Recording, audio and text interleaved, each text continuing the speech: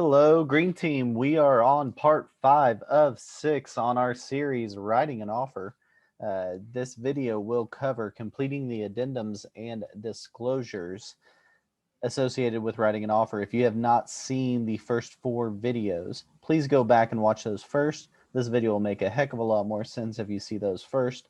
Again, this series is about the scenario where you have a buyer asking you to write an offer on a property and all the steps you need to go through to make sure you have a complete bona fide offer to deliver to the listing realtor so that the sellers can evaluate your buyer's offer against any other potential buyer's offers and hopefully accept yours so you can get the property under contract.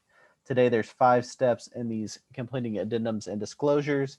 First, we're going to talk about filling out the conventional financing addendum. Next, we're going to talk about using the FHA, VA, and USDA financing addendums.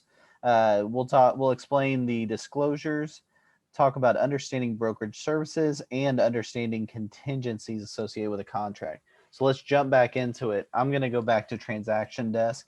Again, you can go to your MLS, click Transaction Desk, this icon right here. It'll take you into Transaction Desk. I'll go back to my home so you guys can see it from there. And we're looking at the first transaction here, Sam Gordon Drive, Norman. I'm going to click in here. This is where all my forms and my documents are loaded. And the first thing we're going to start with is our conventional loan addendum. So I'm going to scroll down here till I find conventional loan. Again, you will select the financing addendum that matches the type of financing your buyers are using for the property. And hopefully it'll be associated with that pre-approval letter you have. And so you can match it up. Great. So your address is auto-filled up here. We're going to kind of break down the different pieces of what's in almost every loan addendum and then talk about some specifics. So first off, it's going to ask you about the loan. So this is the buyer qualifying for a conventional loan in the amount of blank. So this is the amount of money that your buyer is offering towards as a purchase price minus their down payment. Well, we know that our buyer is paying a 10% down payment on a $400,000 house, so that's $40,000. So $400,000 minus $40,000 is an even $360,000. That's the loan size that we're dealing with. So going down here, this is a extremely important clause down here. Within 5 days following time reference date, buyer shall either make application for the described loan. So the buyer within 5 days of the time reference date has to make an application for the loan. They can't wait till 2 days before closing and say, we applied and didn't get the loan. They've got to do it within 5 days to be within the contract. And then it also says buyer shall pay initial loan fees, including property appraisal and credit report fees, at the earliest time permitted by federal regulation. So the lender will handle these charges, including the appraisal and credit report fees, and get those from the buyers when they're ordering this appraisal and applying for the loan. So the key is this is what your buyer has to do to make sure they're fulfilling their responsibility and due diligence in trying to obtain the loan. They can't just go to the seller and say, well, it didn't work out 2 days before closing. Sorry about it. This whole document is to protect the buyer. This is to say if the buyer can't get this loan, they are not responsible for buying the house. However, they have some responsibilities associated with doing their due diligence to get the loan. So you can see part A was that make the application, pay the fees. Part B is give notice to the seller that the loan terms are unacceptable. So basically they've got 5 days to tell the seller, hey, look, it's just not going to work out. We couldn't get the loan and we can get out of the contract. So that's your time period to work within on a conventional loan addendum. Number 2 here is appraised value. So again, this is a big part of the appraisal process, is a big part of the loan concept. The bank's going to go out, send an appraiser out to say whether that property is worth the value so that the bank is justified in giving this money to the buyer to purchase the property. So the appraised value has to be there for the bank to justify the loan. And if it's not, and the bank will not loan on the property, the buyer is not responsible for still having to buy the property without being able to attain the loan. Third is loan closing costs. This is important, which basically outlines what closing costs the buyer is responsible for, and it's nice bullet points, easy to read through here. Number 4, in the event that the seller agrees to pay the buyer's prepaid expenses and or escrows, seller's current year portion of the real estate ad valorem taxes shall not be included in the buyer's total prepaid expenses on the settlement statement. Important thing to know, it's a small line item that gets missed a lot of times, but it's very specific in how that's broken down. And where that matters is number 5 here is additional provisions. Now, in this scenario, we've got buyers that are going to be asking for the seller to pay some of their buyer side closing costs. And there's very specific language that we use when we are writing this in here. So we are going to put seller to pay an amount not to exceed. And I got to remember my buyers are asking for $3,000 in closing costs. So $3,000 towards, don't put closing costs here, because there are other things like prepaids and escrows right above here, you can see, that we would want to be potentially paid if it's not all in closing costs. So we're going to make it very, very cumulative to make sure we cover everything. So towards buyers, closing costs, prepaids, escrows, and any and all other costs associated with the buyer obtaining this loan. Basically, what we're saying here is we want to make sure this applies to anything, and we're not going to mess up our buyer by a technicality of the $3,000 only applying to a certain type of cost. We want it to apply to any type of closing cost, including prepaids and escrows, which were part of our estimate, if you remember, to make sure that they actually get paid. Down here's the signature area. Down here at the bottom, another little note: in the event of a counteroffer on an ORAC counteroffer form, seller does not sign. Lenders miss this all the time, and we'll ask you to have them sign it. Make sure you read through this to know whether they need to sign or not. This is how a loan addendum works. I'm going to file, save, and exit. We've got 3 other loan addendums in here. I'll just real quick pull up the FHA. These are all government loans. It's very similar, loan and loan amount of. The only difference that you're really going to see in here is the time frame slightly different. You have this not allowable, which is now just 0. It used to be a thing, but down here is where you put the closing costs on a buyer on a FHA contract. Seller agree to pay on behalf of buyer loan discount points and FHA closing costs, which include prepaids, escrows, origination fees, and other FHA allowables. And this is where we would put $3,000 if it was an FHA deal, not down in additional provisions. There's also a certificate down here that has to be signed by everyone associated with an FHA cert. This gets missed a lot, so make sure you get your signatures down here. We'll talk about that a little bit later. I'm going to exit out of this. And just real quick, I'm going to show you the VA and the USDA just so you can see they're all very, very similar in the format. The loan is again up here within 5 days.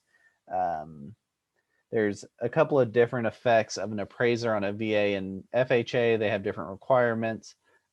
So that is possible that there would be more appraisal required repairs. And that is why sometimes FHA and VA loans are seen as a little bit below a conventional loan option when a seller is evaluating offers. Okay, and then again, we've got the closing cost blank here that we would put in our $3,000 if this was a VA loan. And again, you'll see in the event of a counteroffer language. So these are all really similar, but always good to read through them, especially if you haven't used one of these in a while, because you won't do as many probably VA and USDA loans as you will conventional and FHA. Again, if it's a cash deal, you won't have any of these. Again, we get a loan area. We've got 5 days, notice, appraised value mentioned in here, loan closing costs. And again, we've got a spot that we can put in the closing cost language associated with the USDA loan, very similar to how the conventional is set up. So you just want to make sure you have the right one that matches the type of offer your buyer is making and what type of financing they're using. All right, next thing on the list is disclosures. Remember, we downloaded our disclosures. They came from the matrix in this supplements area, and it's up to the listing realtor to put the disclosures associated with this property. For instance, if it needs a lead-based paint a property condition disclosure, they should be in these supplements, and that's what we downloaded, and that's what we have here. Remember, the disclosures are the seller's story about the house. It's not the listing realtor, it's the seller explaining what they know about the house, what items are working, not working, don't know if they're working, or they aren't included. This is the seller's responsibility to fill this out, and the buyer's responsibility to review it. And again, any items on this second page that are marked yes, as you can see, a few of them are over here. You will see down below that each of these have circles, and it kind of better explains why they're answering yes to any of those. And there's a spot down here for the purchaser's signature. This is also the HOA addendum, which basically says within 5 days, the seller or seller's broker will deliver the covenants so that the buyer can review, but they understand that they're buying a house that has a mandatory HOA fee and regulations associated with it. So these are the disclosures for this property. There could be additional ones, including square footage, school district. You may run into all kinds of different disclosures, but that's up for the listing realtor to upload in supplements. You're going to download all the disclosures and make sure the buyers get to see them and can read through them so they know what the seller is telling them about the property. The other disclosure that's really important for what we do is the disclosure of brokerage services. So up here at the top, you've got an option, and this would be part of a sales agreement. A buyer brokerage agreement is if you're signing an agreement with a buyer and any property they buy, they're going to use this. Sales agreement is specifically applied to a sales contract, which we're in this scenario. This goes through the duties and responsibilities, which you would have learned back in real estate school, but always a good thing to review this because this is exactly what you're agreeing and required to do by having your OREC real estate license. So if you're providing fee services, you're required to disclose that. We don't provide fee services. We're a full service brokerage. So we're going to click that, sign here, and then we're going to do all this stuff that's up here. So read through it. If you don't know it, read through it so you're very comfortable with what you are responsible for as part of the transaction, including receiving all written offers and counteroffers, reducing offers and counteroffers to written upon request, and present timely all written offers and counteroffers. And we're not allowed, the only information that's considered confidential in transaction is that a prospective party is willing to pay more or accept less. Party is willing to agree to financing terms that are different, or motivating factors. So make sure you're not explaining motivating factors like, hey, they got to move really soon because he's got a new job, or they've got a sick kid or something like that. Those motivating factors are things we do not disclose and can come back to get us in a lot of trouble. Or any information that has specifically been designated as confidential by a party. So those are the items that we are required to keep confidential as part of the contract. So that is the brokerage services agreement that we will get signed. And the last thing I want to talk about here are, again, this fictitious situation doesn't involve it, but the sale of buyer's property presently under contract. So if my buyer has their house under contract that they're selling, I would use this form that basically says, hey, it's under contract. It has not closed yet, but if it doesn't close, my buyers are not required to purchase this property. So this is a protection, again, for the buyers. This is the presently under contract one. Read through this. It's pretty self-explanatory to how it works. The other contingency of a sale of property is the not under contract. It's a little bit more complicated. But basically, we're saying the status of the buyer's property is either now listed or it shall be listed within 2 days. If the seller received and desires to accept a valid bona fide written offer, so they get a different offer. This is the part that's considered the kick-out clause.